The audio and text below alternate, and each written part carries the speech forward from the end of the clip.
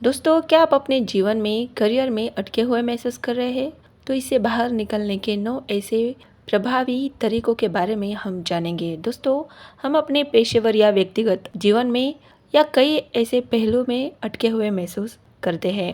दोस्तों, फिर भी अटका हुआ महसूस करना सिर्फ एक धारणा है। सच्चाई ये है कि जो व्यक्ति ऐसा महसूस करता है, वो आमतौर पर जानता है कि आगे बढ़ने के लिए उसे क्या करना है। लेकिन आगे बढ़ने की भावना पैदा करने के लिए जो कुछ करने की जरूरत होती है, उसके परिणामों से वो निपटना नहीं चाहता।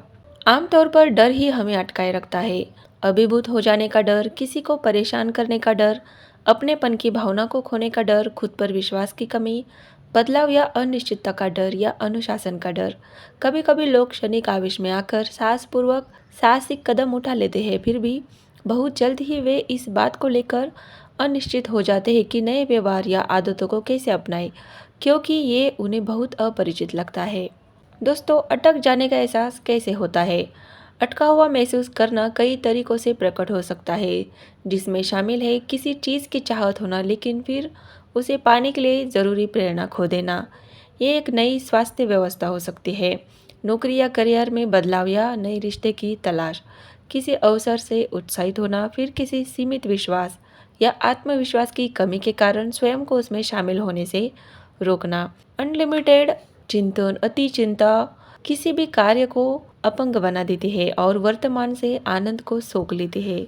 तो इसलिए हमें अधिक चिंता नहीं करनी चाहिए। अधीरता, हताशा और शीघ्र क्रोधित हो जाना, ये सभी भावनात्मक संकेत हो सकते हैं कि आप जीवन में स्टक हुए महसूस कर रहे हैं, विवश महसूस कर रहे हैं, अटके हुए महसूस कर रहे हैं।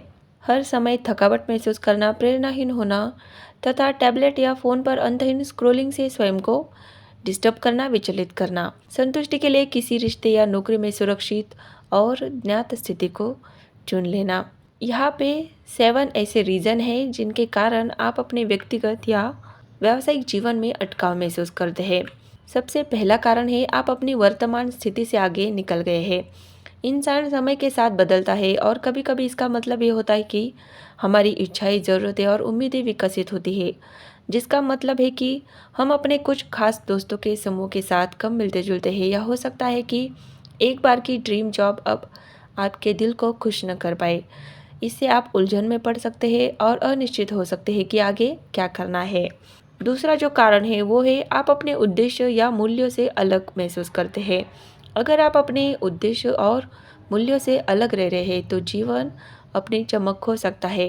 हम सभी को अपने सबसे प्रामाणिक और उत्पादक स्वयं को महसूस करने के लिए उनके अनुरूप रहने की आवश्यकता है। परिवर्तन बहुत असहज लगता है, जबकि बदलाव करने के लिए कोई मजबूत कारण हो सकता है। आमतौर पर बदलाव न करने के कई कारण होते हैं। हो सकता है कि आप स्वस्थ रहना चाहते हो, लेकिन ऐसा करने का मतलब है कि आपको अपनी मौजूदा दिनचर्या को बदलना होगा जो आपको आरामदायक लगती है। या हो सकता है कि आप एक नई नौकरी चाहते हो, लेकिन एक नई नौकरी की तलाश में आपका खाली समय प्रभावित होगा, जिसे आप शौक के लिए इस्तेमाल करना पसंद करते हैं। आप जानते होंगे कि आपको आगे बढ़ने के लिए क्या करना चाहिए, लेकिन गलती करने या सही परिणाम न मिलने के डर से आप आगे बढ़ने में असहज महसूस करते हैं।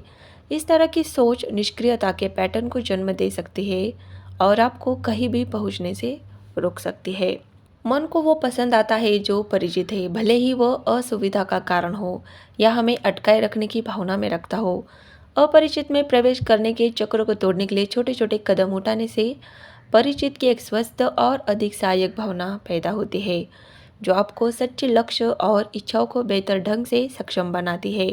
आप सहज है और डरते हैं कि बदलाव करने का मतलब कुछ खोना हो सकता है। शायद आपका वर्तमान मित्र समूह वही है जो हमेशा से रहा है, भले ही आजकल आपकी रुचियां अलग अलग हो। या हो सकता है कि आपकी वर्तमान नौकरी सुरक्षा और स्थिरता प्रदान करती हो, इसलिए भले ही आप अधिक सक्षम हो और चुनौती के लिए तरस रहे हो, फिर भी परिचित के आराम क्षेत्र में रहना आसान है, भले ही यह आपको लंबे समय में दुखी कर रहा हो। आपको दूसरों के साथ तुलना और आलोचना का डर लगता है। दूसरे लोग क्या सोचते हैं, इस पर बहुत अधिक ध्यान देने से निर्णय लेने की क्षमता प्रभावित हो सकती है और दूसरों से अपनी तुलना करने में फंस जाना एक निगेटिव और पतनशील चक्र बन सकता है। आप निगेटिव विचारों से जूझ रहे हैं। निगेटिव विचार और भावनाओं से जूझते समय आगे बढ़ना मुश्किल होता है और ये हमें उम्मीद खोने का कारण बन सकती है। नकारात्मक विचार बेहद शक्तिशाली होते हैं और हमें उदासी, चिंता और अयोग्यता सहित भावनात्मक दर्द की दुनिया में डाल सकते हैं। सातवां कारण है आप अभिभूत है। यदि आप कुछ समय से तनावग्रस्त है तो आप अपने तंत्रिका तंत्र को हर समय खतरे के रूप में उच्च अलर्ट पर रखते हैं। इससे अत्यधिक थकान और जलन हो सकती है और ये आपके जीवन में आगे बढ़ने के बारे में निर्णय लेने के लिए आदर्श नहीं है। कभी कभी हम बदलाव लाना चाहते हैं लेकिन हमें ये पता नहीं होता कि शुरुआत कहाँ से करें। दोस्तों ये है वो 7 कारण कि जिसकी कारण हम ऐसा महसूस करते हैं। दोस्तों यहाँ पर 9 ऐसे टेक्निक मैं आपको बताऊंगी जिसके जरिए आप इस कंडीशन से बाहर निकल सकते हैं। सबसे पहली जो टेक्निक है वो है कि आपको पहचानना होगा कि आपको क्या अटका हुआ महसूस कर रहा है और आप वास्तव में क्या चाहते हैं। अटका हुआ महसूस करना अस्पष्ट और मुश्किल लग सकता है। अपने आप को अपनी भावनाओं पर विचार करने दें और स्पष्ट करें कि आप क्या अलग करना चाहते हैं। कभी कभी उन चीज़ों को पहले लिखना आसान होता है जो आप नहीं चाहते हैं, जैसे कि मैं हर दिन अत्यधिक प्रसंस्कृत भोजन नहीं खाना चाहता। फिर प्रत्येक कथन को पलटे ताकि आप जो चाहते हैं उसके सकारात्मक पहलू को फिर से परिभाषित कर सके। उदाहरण के लिए, मैं अधिक स्वास्थ्यवर्धक पौष्टिक भोजन खाना चाहता हूँ। दोस्तों दूसरी टेक्निक है कि अपने मूल्यों और उद्देश्यों को पहचानें। अपने लिए एक सूची बनाएं कि आपके लिए क्या महत्वपूर्ण है और क्यों। इस बारे में चिंता न करें कि आपको इसे तुरंत सही करना है। बस एक सूची से शुरू करें कि आपको क्या महत्वपूर्ण लगता है और आपको क्यों लगता है कि ये महत्वपूर्ण है। आप इसे संपादित कर सकते हैं और यदि आवश्यक हो तो समय के साथ इसे परिष्कृत कर सकते हैं। दोस्तों तीसरी जो टेक्निक है वो है कि और सोच का उपयोग करने का प्रयास करें और सोचने का प्रयास करें। कभी कभी हमारी सोच द्विआधारी मोड में फंस जाती है, हाँ या नहीं, तो या लेकिन।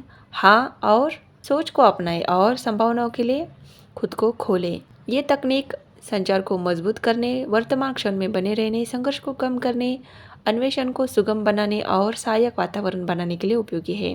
ये याद रखना भी इतना ही इम्पोर्टेंट है कि कभी कभी हमें एक बात के लिए नहीं कहना पड़ता ताकि हम किसी दूसरी बात के लिए हाँ कह सके, और नहीं और का प्रयोग करके हम जो वास्तव में चाहते हैं उसके लिए जगह बना सकते हैं जो समान रूप से मान्य है। हमारे विचार शक्तिशाली उपकरण है, वे हमें उस दिशा में भेज सकते हैं जिस और हम जाना चाहते हैं, या हमें एक स्थान पर बांधे भी रख सकते हैं। अपना दृष्टिकोण बदलने के लिए खुद से क्वेश्चन पूछे। अटका हुआ महसूस करना स्थायी लग सकता है लेकिन ये बस एक मानसिकता हो सकती है। सचेत प्रयास और आत्म जागरूकता के साथ आप अपनी आंतरिक आवाज़ और अपने दृष्टिकोण को बदलकर अधिक लचीले बन सकते हैं। अपने आप से पूछे कि कोई और इस स्थिति को कैसे देखेगा, या इस बात पर विचार करें कि आप इस अवधि को अवसर को देखने के लिए एक अलग कौन से कैसे देख सकते हैं। एक मददगार तरीका यह है कि एक खुली नोटबुक में 2 अलग अलग पेजों पर शीर्षक लिखें। एक पेज का शीर्षक विस्तारकारी और दूसरे पेज का शीर्षक कम करने वाला है।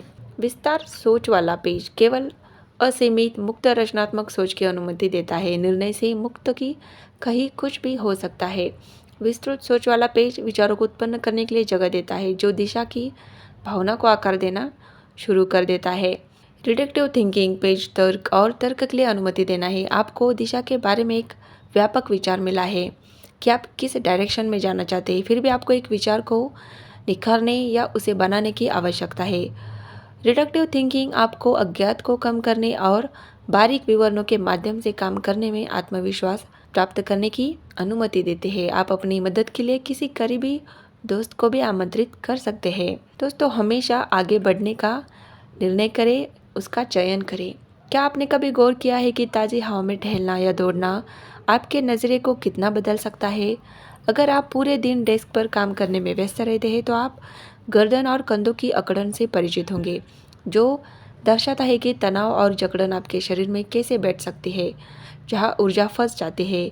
व्यायाम का एक त्वरित दौर, शायद सुबह की कॉफ़ी के लिए केटली का उबलने का इंतज़ार करते समय 3 जंपिंग जैक, या दोपहर के भोजन के बाद 10 मिनट की तेज सैर आपके दिन में बहुत बड़ा बदलाव ला सकती है। व्यायाम और गतिविधि आपके शरीर में सकारात्मक रसायन उत्पन्न कर सकते हैं, ऊर्जा मुक्त कर सकते हैं और प्रकृति में रहने के लाभ भलीभांति परिचित है। छोटे कदम बड़ी छलांग का कारण बन सकती है।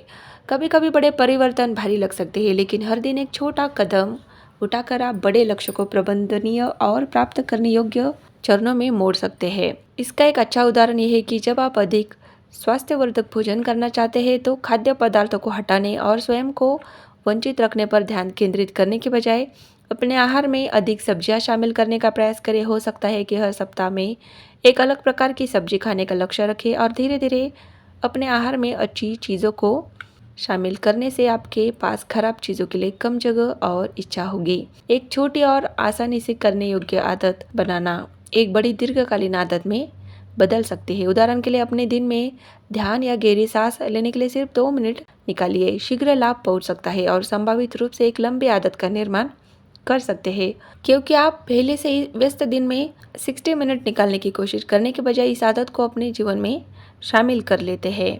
अपनी प्रोडक्टिविटी बढ़ाए। टाल मटोल समय का चोर है और जब आप अटके हुए महसूस करते हैं तो आप अनिर्णय में डूब जाते हैं, जिससे आपका पूरा दिन बिना किसी प्रगति के बीत जाता है।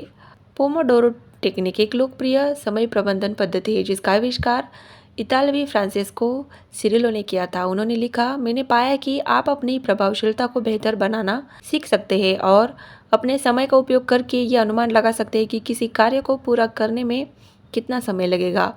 यह टेक्निक लोकप्रिय है, शायद इसके लिए ये पोर्टेबल है और सीखना आसान है। एक परियोजना का कार्य चुनें जिस पर आप ध्यान केंद्रित करना चाहते हैं। 25 से 30 मिनट का टाइम सेट करें और काम पर लग जाए। जब अलार्म बज जाए तो 2 से 3 मिनट तक का ब्रेक लें और इसे दोहराएं। 4 सत्रों के बाद लंबा ब्रेक लें। प्रत्येक सत्र को अपनी नोटबुक में टिक मार्क के साथ रिकॉर्ड करें। यह टेक्निक तब उपयोगी होती है जब आप किसी प्रोजेक्ट पर काम करते समय विचलित हो जाते हैं। यहाँ ये समझना चाहते हैं कि किसी कार्य में कितना समय लगता है। ये लेखन, कोडिंग, डिज़ाइन और अध्ययन सहित कई प्रकार के कामों के लिए आदर्श है। यह तब भी काम आता है जब आपके पास बहुत सारा दोहराव वाला काम हो, जैसे कि व्यस्त इनबॉक्स से निपटना। कार्यकारी कोचिंग भावनात्मक और व्यवहारिक सहायता प्रदान करते हुए उत्पादकता को बढ़ाती है।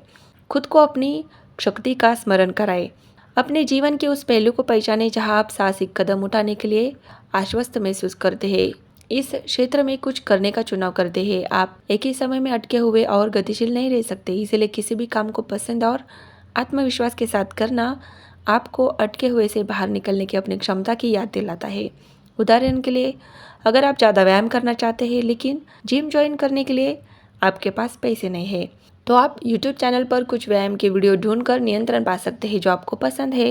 यह एक आदर्श समाधान नहीं हो सकता, लेकिन ये एक बढ़िया अस्थायी समाधान है जब तक आप उस स्थिति में नहीं पहुंच जाते जहां आप जिम की सहायता ले सकते हैं या उसकी सदस्यता ले सकते हैं या एक किफ़ायती व्यायाम कक्षा पा सकते हैं। एक बार जब आप शुरू करेंगे तो आपको ये भी पता चल सकता है कि बाहर दौड़ना या अपने लिविंग रूम में योग करना आपके लिए जिम से ज़्यादा मज़ेदार है। ऐसी कौन सी दैनिक गतिविधियाँ हैं जिन्हें आप प्रतिदिन करते हैं? ये छोटी छोटी गतिविधियाँ आपको अपनी शक्ति और एजेंसी की याद दिलाने में सहायक हो सकती है। टहलने के लिए जाना चुनें। रात्रि भोजन के बारे में निर्णय लें। एक नौकरी आवेदन भेजें। किसी मित्र को फ़ोन करें। अपने इनबॉक्स से 10 ईमेल हटाएं या फाइल करें। आराम करें, ऊर्जा प्राप्त करें और आत्म देखभाल पर ध्यान दें। चुनौतीपूर्ण समय के दौरान ध्यान रखें कि आप अपनी भलाई के लिए खुद ही जिम्मेदार है। अच्छे आहार, नींद, स्वस्थ गतिविधि और संपर्क के माध्यम से खुद की देखभाल करने के लिए आपको जो करना चाहिए वो आप ज़रूर करें। तो दोस्तों, ये है वो 9 टेक्निक जिनका इस्तेमाल करके आप इस स्थिति से, इस कंडीशन से बाहर निकल सकते हैं। अगर ये वीडियो आपको अच्छी लगे तो प्लीज़ एक लाइक कीजिए, शेयर कीजिए, कमेंट कीजिए और ऐसे ही मोटिवेशनल, धार्मिक, आध्यात्मिक बातों से भरी वीडियोज़ के लिए प्लीज़ चैनल को सब्सक्राइब ज़रूर कीजिए। आपका दिन शुभ रहे। धन्यवाद।